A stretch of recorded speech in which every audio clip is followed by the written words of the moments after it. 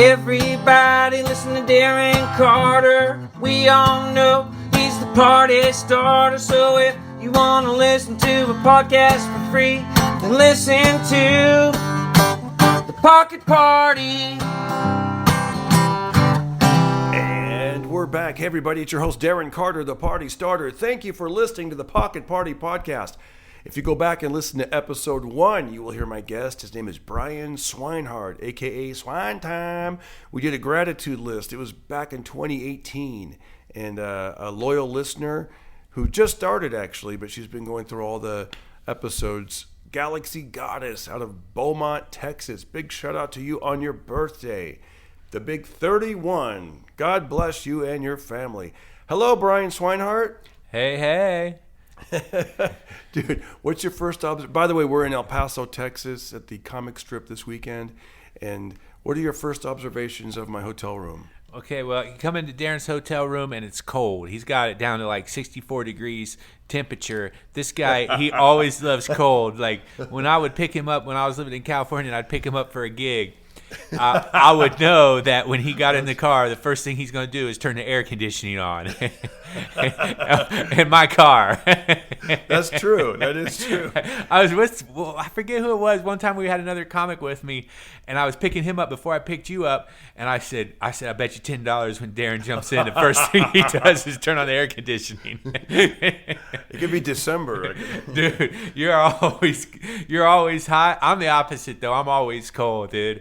In fact, my wife is from Honduras, so she's used to like 95-degree days. And last week it was kind of getting cold in Ohio, and I'm wearing a big winter coat and a hat, and she's like, "You're from here, and you're dressed warmer than me." I know. I go because I walk into your room. To me, it's like I'm like, "Damn, dude, it's warm in here. Like, do like lizards live in there? Like, you like to keep it hot, man, like cozy or something. I don't know what that. See, cozy is a nice way to say it. Because I walk. See, I feel like my room. Like, see how you have more energy in my room right now. You're all perky and upbeat. And, that's true. You know, that is true. Because I walk into your room and you're like, "Hey, man," I'm like half a step down, like Matthew McConaughey. Give me a little Matthew McConaughey. All right, well, you go into my room. It's nice and hot. That way you can just lay in bed all day until the show starts. You know, don't want to use too much energy. Dude, do you remember what I said? I said what I said about your room, about you. Yesterday, you said this is a lazy room. I said I don't know if the room is lazy, but the person staying here is. I go, dude, this is a lazy room because it just, you know, I was trying to. Just because you were way relaxed. I'm like, come on, man, step it up. We got shit to do. Let's go. But my room is like that, though, man. I got, like, iron boards happening. I got, you know, I'm trying to edit videos. I got things happening. I moved my towel, but I did 150 push-ups yesterday before, you know.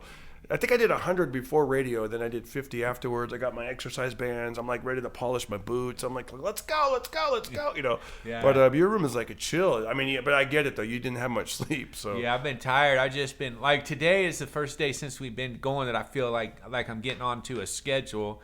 And then, of course, tomorrow's the last day, and then we leave. And I got to leave it, well, Monday morning at, like, 5 a.m. my flight leaves. So it'll be, kind of tough to get there. So, yeah, the last 2 days I've just been sleepy, dude. Oh, yeah, man. I was actually pretty tired yesterday. That's something about doing comedy. This reminded me of the old days because a lot of comedy clubs don't have you do radio, you know, because radio's kind of becoming obsolete. Yeah, it kind of you know, through podcasting and Instagram Reels and YouTube and stuff. It's like you don't really, you know, I mean, how many, you know, they actually believe they stopped putting AM radios in a lot of cars. Did you know that? The new cars?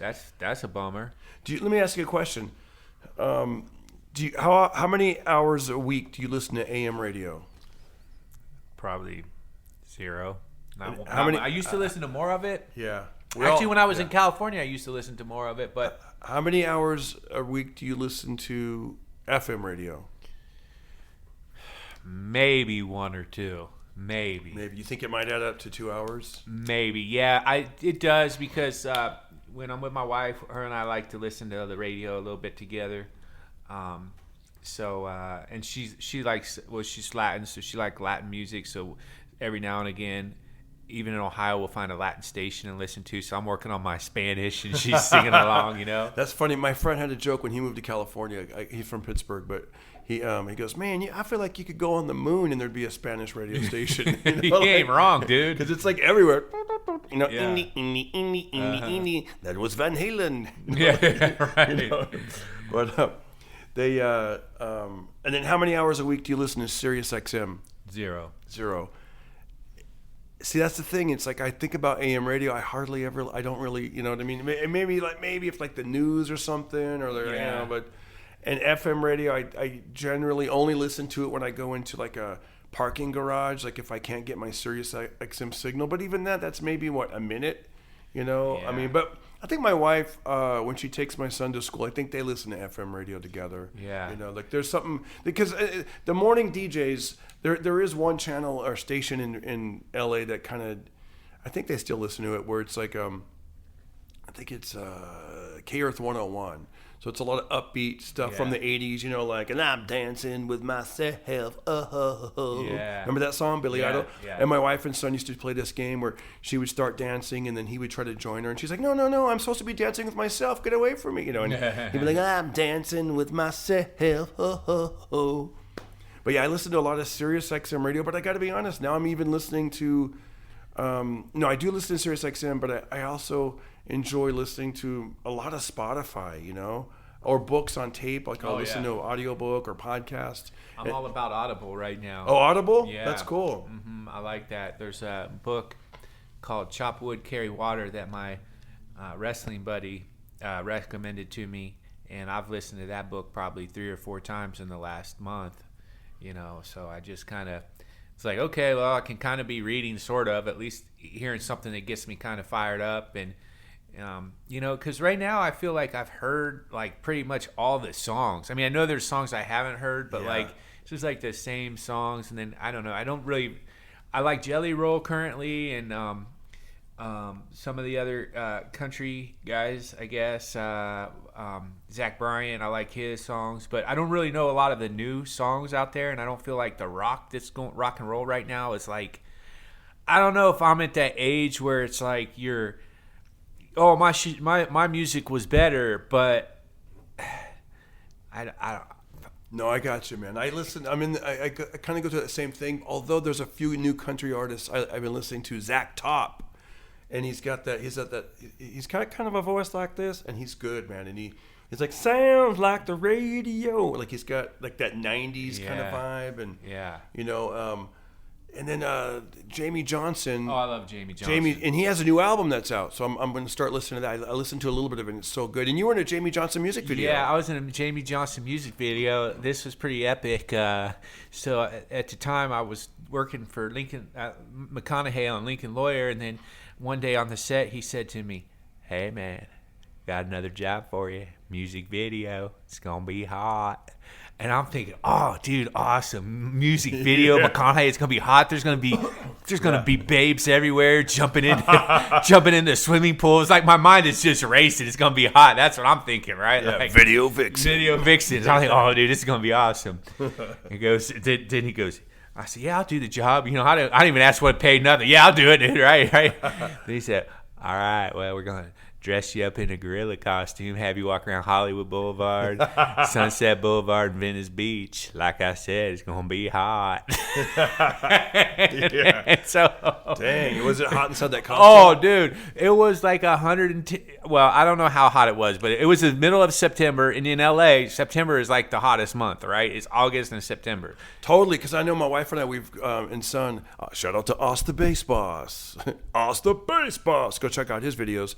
On his social media, and we'll go to like a pumpkin patch or something, you know, getting ready for Halloween, and once again we got the AC going in the car, and you kind of get that autumn feel, like hee thriller, and then you get out of the car and it's like 97 degrees. Yeah, it was like that. It was like early September or whatever, you know, it was hot, and then you're in a gorilla costume and you're just sweating like crazy. And then, I'll never forget, he goes, there was a scene where the gorilla dances. So in the Jamie Johnson video, the gorilla starts off, he's working in a car lot, and he's got that finger that's like, come into this way. He's pointing people to this way, and then into the car lot, whatever. He gets fired from his job. Then he's walking all around Hollywood Boulevard. Everybody's picking on the gorilla. And then in one scene, the gorilla dances. And he said to me, he goes, all right, now in this part, I got to be the gorilla because I know how the gorilla dances. Wow. I'm like, all right. So then, and McConaughey goes for it, dude. He's doing all these crazy wild dances. I'm like, dude, I'm glad he's doing the dances instead of me because A, I'm not that good of a dancer, and B, it's hot as heck. It's like even hotter in the bar where he's dancing at. Then he gets out of the gorilla costume, all sweaty. Hands it back to me. Oh no! He's like, "Have at it, champ." So I get paid the big bananas for this. Dude, I get right. I get the big banana. Did you guys film some scenes down in Venice Beach? Yeah, we went down to Venice Beach, and what was crazy was I forget. This was like 2012 or something. I don't know. Remember the year, but anyways, it was like before all the pandemic stuff. But McConaughey wore like a clown mask, like a mask covering his face because he didn't want people to recognize him. Yeah. So it's like, wearing a mask is something he was doing. And same on Hollywood Boulevard. And then somebody heard him talk, like give directions. And then people were like, oh, wow. Yeah. So imagine that. That's like a real lack of freedom when you can't really go out as yourself at all, dude. If you wanted to do the shoot. And it was like not a big budget where they got police to block off the thing. It's like just kind of like a, for lack of a better word, guerrilla style shoot. Hey-o. No, I gotcha. Yeah. By the way, I just watched that video just by coincidence because I've been going down that rabbit hole of like Jamie Johnson's got the new album, and I'm like, oh, I love Jamie Johnson. It's been so long, and I was, what was the name of the song? Was it Lonely at the Top? No, is that the song? Because that's a good song too. Lonely at the top, but it's a bitch at the bottom. No, it was. Look it up on your phone if I don't mind. Was it Lonely at the Top? What was it? It has something to do. I think it has with something to do with Hollywood. I thought. But I mean, that's where it was filmed because the funny part of the video was at the end, the gorilla takes his mask off. Yeah. The gorilla can't get into the nightclub or anything, and at the end, the girl takes his mask off, and it's McConaughey. So, you know, it's funny you said that about the mask and wearing a clown mask. I remember during the pandemic, I was talking to my buddy. Playing the part. What's it called? Playing the part. That's the name of the song. Is Playing the Part. Yeah, that's a good video, man. Yeah, it really is. My buddy was telling me that he had heard that Jim Carrey loved his. When he discovered wearing a motorcycle helmet, because then he could walk in, you wear a motorcycle helmet, you could walk into, different places and people wouldn't recognize you. Oh, that's cool. So that's another thing you could do. That looks a little bit more natural than a clown mask. Yeah, it totally does. Yeah. Yeah, but But then again, in the middle of Venice Beach, wearing a motorcycle helmet. Yeah. But just you think about it, because a lot of people want to be famous, but there is somewhat of a price to pay for it. I mean, we got friends that are. Yeah, man. One time I was talking to Theo Vaughn. Now, granted, we were at a comedy club, at the Hollywood Improv, and dude, you couldn't even get 20 seconds in without somebody coming up. Hey, Theo, can I get an autograph? Hey, Theo, can I get a picture? Mm-hmm. Hey, I don't mean to be rude. Can I interrupt? Hey, I don't mean to be rude. Can I interrupt? And they just kept interrupting and being rude, and I'm like, dude, let's just, and. Yeah, it was a little like, dang, this is intense. Yeah, I mean, and from his perspective, he wants to, he's a nice guy. He's a nice guy. He wants to give the fans, their moment and stuff. Yeah. And it's, I was like, wow, this could be an intrusion. Yeah, I could see that would be tough. I mean, it's kind of like it's kind of a double-edged sword, right? Because it's what entertainers root for is for the crowd, for the love of the crowd, right? To be a fan favorite. Yeah. At the same time, how does that affect your personal life? Now, I feel like if it's at the comedy club, then that's kind of to be expected. Although, because they are there, they paid their money for the show, they're buying their drinks, they kind of want that time. I think that, like, man, what about though? What's it like when you just want to go out to eat or something, and that would be tough. If it's like that, it's like, because you talk about, I guess, like Theo's really up there like that, but like you take like even somebody like you were saying Jim Carrey. Now, gosh, because everybody in the world knows Jim Carrey. Yeah, and they watch those movies over and over, and the funny faces, and it's like he, and I think that now it's kind of different because, or maybe it's just me, but the people aren't really like watching the movies like. Mm-hmm. they used to. I feel like because there's so much social media and stuff that You think it might go the way of AM and FM radio? That's a good question. I wouldn't think entirely, because there's a lot of I don't want to call them nerds or geeks, but they call themselves like movie nerds, movie geeks, like people who are really into it. They've studied it. And I really like movies myself. I hope they don't go out. Now, I don't watch movies like I used to for a variety of reasons, but I feel that Hollywood kind of lost touch with the American people a little bit. So I don't really watch, like, some of the movies are like, they're either like too violent, or they're like, there's not a lot of, like, the type of movies I like are the ones that are kind of story driven. Like, I feel like they got a realistic element to them. And also for me, there's like, I don't like when I feel like they're just doing, I mean, I know all films were made to also make money. I get it. But when they just started doing like reboots and recreations and extensions of these superhero movies, I'm like, this isn't really. I'd rather watch a good movie that was made years ago, and then you're really like, wow, and it sticks with you. Like you keep thinking about the movie like the next day or whatever. I always like that old movie Casablanca, right? Because I'm like, that is like, was forever ago. The actors were good. People were classy back then, and like. It was just like simple. Like there was that other movie Chinatown with Jack Nicholson, and it was kind of like stuff that was real, like that you didn't need CGI. The actors were just saying their words, like then you could find it. And then I like those old movies because you kind of learned something about history back then. You could see how they dressed, how they walked. And right now, you're right. There's always like a gimmick behind the movies, like. There's not a lot of like okay, this superhero is gonna fly. I'm like, that's not. I'm not buying that.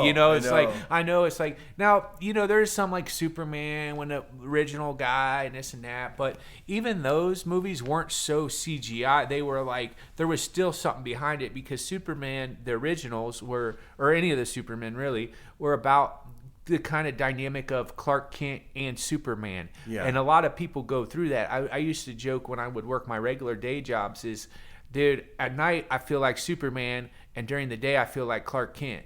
Because at night we're out in front of the crowd, we're the showmen, everybody wants to talk to. Then during the day it's like, nobody cares about you. Right? Like nobody cares. Back to the gorilla suit. Yeah, back to the gorilla suit. Nobody, you're insignificant, And even with the shows, I felt like that. Like I had my buddy come one time, my wrestling coach's son, Andy Dehart. I was in North Carolina at Raleigh, and he came to the show, and we were in the green room, and he was loving it, going to the green room. Because, for a guy working a regular, he's a successful man, but like to hang out with the comics in the green room, he was having fun. And then at the end of the night, I'm packing up my T-shirts and getting ready to go. And I said, this is the hard part of the job.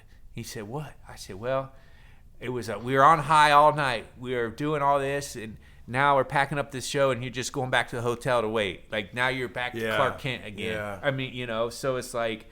I had a buddy that used to do my website, and he came to the shows, and he would do websites for all these different comedians. And he goes, man, it's so weird, because he goes, I know you guys on a personal level. We hang out during the day or on the phone or whatever, and then. You guys are like regular people in my mind. He goes, and I see you guys get up there and you just command the stage, and the whole crowd's roaring and laughing and wanting your picture and autograph. He goes, it's really a trip. He goes, it's like you guys are all like superheroes, like in your own way, like one, comedian might have a superhero power of, you know what I mean? Whatever their specialty is in stand-up comedy. Yeah, really. Really. Whether it's like political or musical or being able to riff really well or family humor or stories or roasting, like that kind of, that's like their, like that kind of vibe. Yeah, it's kind of interesting. Like, I guess if we're going on the route of comedy, like I do see like the different comedian styles. It's kind of like almost like maybe in like boxing or UFC or there's a certain, wrestling, whatever. There's a certain like way, like there's certain things that they're good at, right? Because like, in wrestling, some guys are good at like shooting takedowns. Other guys are good at like pinning guys. There's different ways that, and in comedy, there's like a lot of different kind of, for lack of a better word, styles. Yeah. That you could have. So it's pretty interesting, and it is like you do feel like, man, you get off stage and you feel like most of the time you feel pretty like alive. That's why I've always liked comedy. It's some ways like a sport, because I love sports, because you're in the moment. That's why I also have always liked so I wrestle, because when I'm doing wrestling or comedy or something, I'm not really thinking about anything else in the world except that. My mind can't really, especially wrestling, I can't be thinking of what I'm going to eat for lunch when dude's Yeah. you're Just trying to stand up and get this person off you. Yeah, you're like, and then you're done, and it's like you feel tired and but really you did something, and I feel I don't know, I just like that stuff, to where you do something where you just really feel it, and it's like everything you were focused on that one thing, and it nothing else matters at that time because you're so into it. And that's why I love and I feel like comedy's a lot like that, because it's even when something happens in the crowd, the guy yesterday had a broken arm, and we found out that it was on a mechanical bull he was doing, right? It's hilarious. Yeah, and I couldn't be thinking of anything else in the world but paying attention to how am I going to make a joke about this guy who has a broken arm, who's sitting, he's sitting in the second row, and he raised up his arm, and he had a broken arm, and you're like, how did that happen? Yeah, and then he said, he was on a mechanical bull. I was like, oh, okay. So he said it's not really as cool as a real bull. You're basically saying you got drunk and jumped on a mechanical bull and fell off. Okay, dude. You went in 4 quarters in front of the grocery store. Yeah. So it was fun, man. Yeah, I had some fun with them too. I think I talked, because I sprained my ankle pretty bad about 6 weeks ago, where it was swollen on both sides, and I had a limp, and it was. Man, that sucks. Yeah, man. And so I kind of felt his pain of what it's like to have your body not be like it usually is, and it's funny. He wrote me after the show. He's like, "Hey, man, we were thinking about the show last night, and we were laughing on the way home, and you guys are great, and what a good time we had." Oh, that's cool. I said something interesting. In my mind, I think I'm just becoming myself up there a lot. Yeah, that's good. Because in that moment, I don't know if you saw any of that when I was interacting with him, but I made it funny. But at the same time, I go, dude, I'm going to say a little prayer for you tonight. And I don't even know where that came from, but it just came out. And then I just started beatboxing for about 10 seconds, and I go, actually, I just said the prayer now, just in case I forget, And I did say another prayer for him, because I said I would, I want to say what I'm going to do, but I was thinking, when I sprained my ankle, now that's not breaking an arm on a mechanical bull, but when I sprained my ankle, it was weird, because I was hiking at Griffith Park up to the observatory, that it's in a lot of movies. And I was by myself, and I'm like, alpha male, and then I stepped on a little tiny pine cone, and I went down, and I was like, beta male, oh, somebody call a ranger. No, but I stood up, and it took me about 5 minutes to get going again, but it was man, that was, and then for the next, it still kind of hurts, but it was really bad for a week, really, where I was like, ugh, and then it just going downstairs very slow. You just realize man, I felt You're vulnerable. Vulnerable, right? Yeah, it's vulnerable, man. It's tough. It's it's just you get used to doing things a certain way, then you get hurt, and you just kind of feel man, how tough, life. There's always challenges, dude. Even something like that, it's just it makes you realize, it's like you go back to the gratitude list. It makes you realize the things that you are grateful for, or just the things that you take for a lot of things we take for advantage, and I don't know if God was doing that to your ankle to teach you something, or it was just you stepping the wrong way. But I think that things like that happen, even not you're lucky it's not severe or nothing, but something like that happens is just a time to reflect of how lucky you are in a lot of ways for everything you do have. I asked that guy if he was going to get back on a mechanical bull. And he said, yeah, right? He said, yeah. I'm like, dude, that's, that expression, if you fall off the horse, get back on? Yeah, I go, but it's a horse, not a mechanical bull. Yeah. It's Yeah, he's like, I'm doing it again. He'll probably do it. I bet you he'll do it as soon as he's healed up. Oh, my gosh. Well, he said it'd been 20 years since he'd been on one the first time. Okay, yeah. See, I ain't doing no mechanical bulls. I'm doing... Yeah. I mean, you know what I mean? You start to realize, there's certain... I look back at things I did, when I was younger. I remember One time I went horseback riding at midnight down in San Diego along the Mexican border. Oh, that sounds fun. It does sound fun, but I'm like, Darren Carter now would never do that. Right. You know, like I don't Yeah. even. It was the first and only time, to my knowledge, that I rode a horse. Now, were you on like a group, or how did that end up happening? I think there was like 3 of us, and we were comics at the Comedy Store. And we're like, hey, let's go do this thing. And they have midnight runs, and So it was like, you see, that sounds okay. I mean, it's not like you stole a horse. And No, but if you're like, but if it's like a place that rents out horses and yeah, stuff, and there was a guide and everything. Yeah. But still, I was just like, I never really rode a horse, and here we Yeah. are. And then I remember the guide was drinking some kind of alcohol out of a bottle. okay, that's a little sketchy, dude. Yeah, you know That's- what I mean? That's But- not what you want to be hearing. And when he you're- was like, and I remember asking him, I go, hey, what about, because we're right on the border, and he was telling us that a lot of times you'll see like people crossing the border illegally, or well, he Yeah. didn't, I don't think he even said it like that. He said it more like, yeah, he's like, oh, you'll see people crossing the border. And I go, are they going to try to hurt us or anything? Or should we be, he goes, no, their main objective is to get from here to there where those lights are. That was the big city. Yeah. I was like, okay, that makes sense, but Yeah. even now looking back, I'm like, they could get there faster on your horse. exactly. I'm like, but it was fun though. It was fun, but I think like I don't really, I don't. That's not something I'm into. My first vehicle was a motorcycle. That's another thing that as I've gotten older, I'm like, I'm not really going to be riding motorcycles on city streets, Right, highways man, and stuff. I see those guys in Los Angeles ride motorcycles in between traffic. I just think that's nuts. Oh yeah, I mean, and That's it's legal nuts. too because it's you're not supposed to. If you stop, I used to teach traffic school, and they described like it's called lane splitting because the engine can. That's where it started. Was the engine can overheat, so you got to keep the thing moving. Oh, really? And so that's why you can lane split legally. But a lot of people move to California, they don't know, and they get mad at them, but because they're like they're cheating, they're trying to, but it's legal, But Yeah. I wouldn't do it, Yeah, it's crazy. Now in Ohio, you don't even have to wear a helmet when you ride a motorcycle. Is that because the people are already dumb? Oh, dude, you did not just go there. Sorry, You did buddy. not just go there. You did Oh, not H. just go I-O. OH. I-O. Oh, now you're rubbing it in. Okay, I know. we can't. That's something I learned the first time I started touring Ohio. The crowds broke out into OHIO, and I didn't even know how it went. And I was like, yeah. Yeah, you got it. That's one thing you got to be aware of there, because if you say Ohio, or they'll go Ohio, and I could see people. Oh yeah, they did it, and then they were all into it. Like and Ohio, like your rival, I believe, is Michigan. Yeah, Michigan. Yeah, so I don't mention Michigan too much. Don't. Yeah, you got to clown Michigan. There's certain jokes. I mean, it's kind of cheating, but like there's certain jokes I have just for Ohio that work just there and about Michigan, and it really just Hey, tell us the joke about when you see the girl, Ohio. Oh, okay. So some of the girls in Ohio are a little rough. That's how Ohio got its name, because you see her from far, and then she gets close. Oh, hi. Oh. Oh hi. Ooh. Yeah. Yeah, man.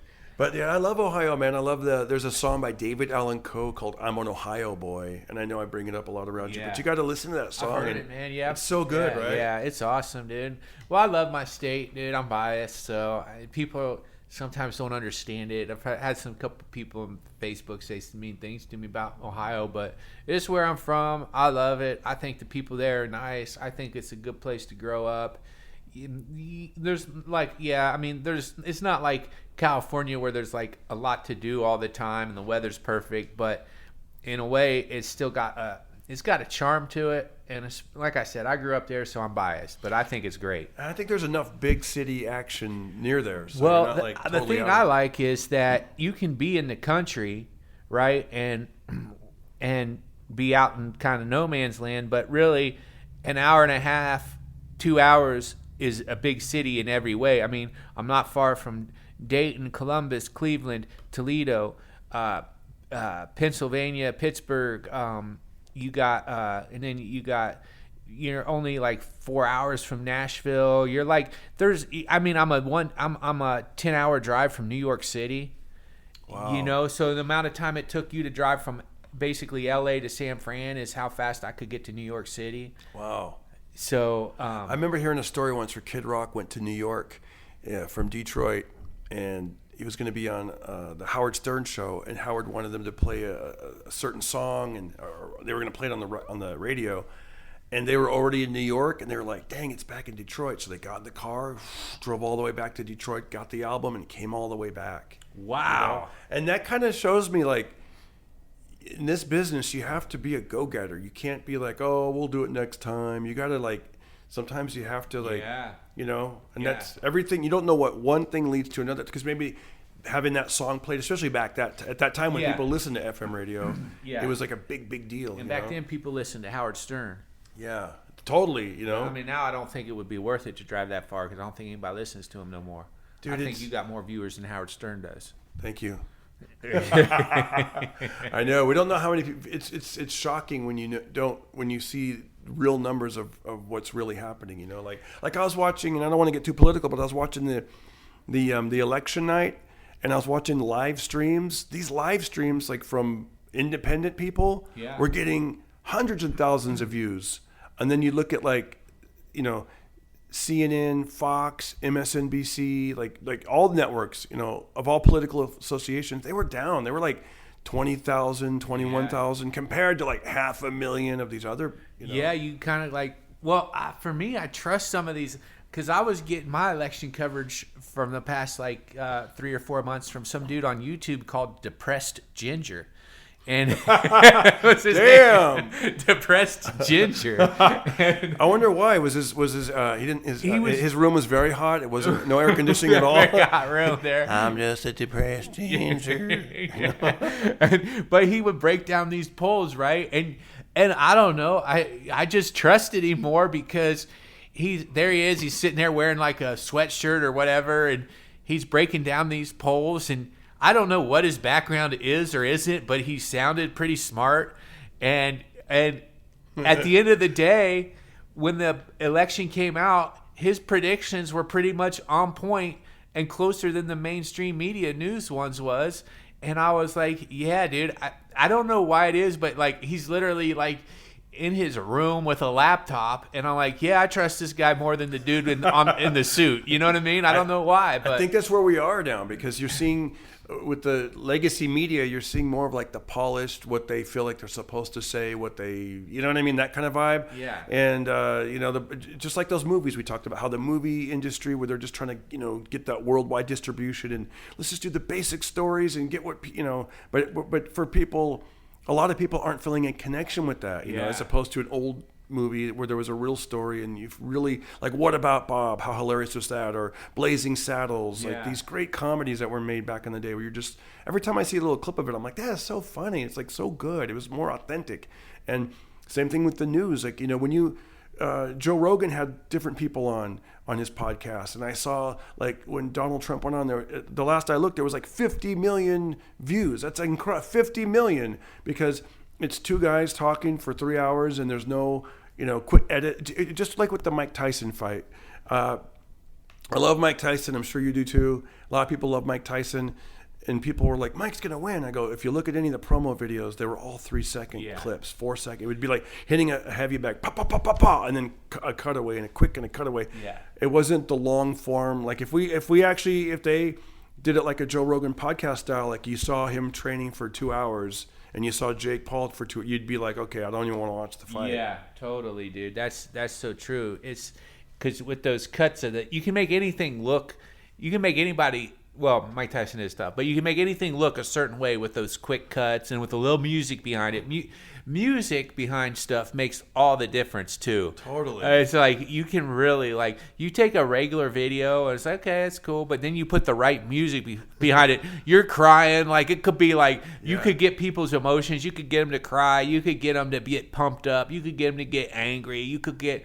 Right, if you put the boom, boom, boom, boom, boom, boom, you're watching Brian SWINEHART from Ohio. Dun, dun, dun, dun, dun, right, you're like, he's about to wrestle.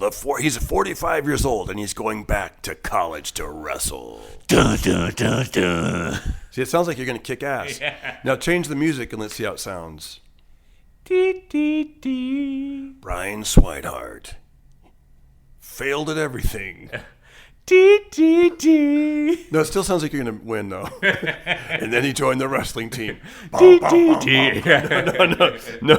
No. We could make it more like, how would it be sad? Make it sad. Ready? How do I make sad music? Okay. Brian Swinehart moved back to Ohio.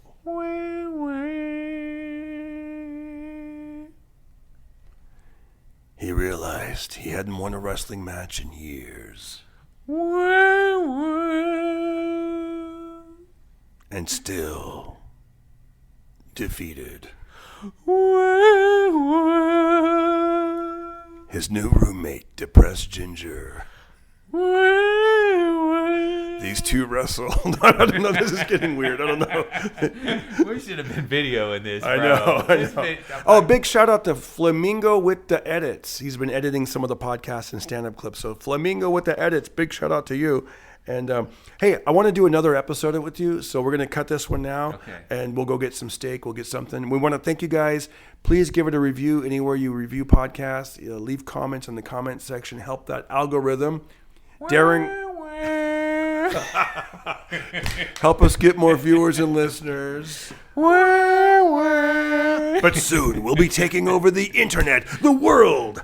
Bum, bum, bum. Darren Carter Pocket Party Podcast. Brian Swinehart Swine Time. Bum, bum, bum. Find him on Instagram. His Instagram is Brian Swinehart. Bum, bum, bum. All right, guys.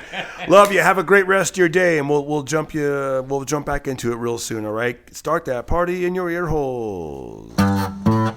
Everybody listen to Darren Carter. We all know he's the party starter. So if you want to listen to a podcast for free, then listen to the Pocket Party.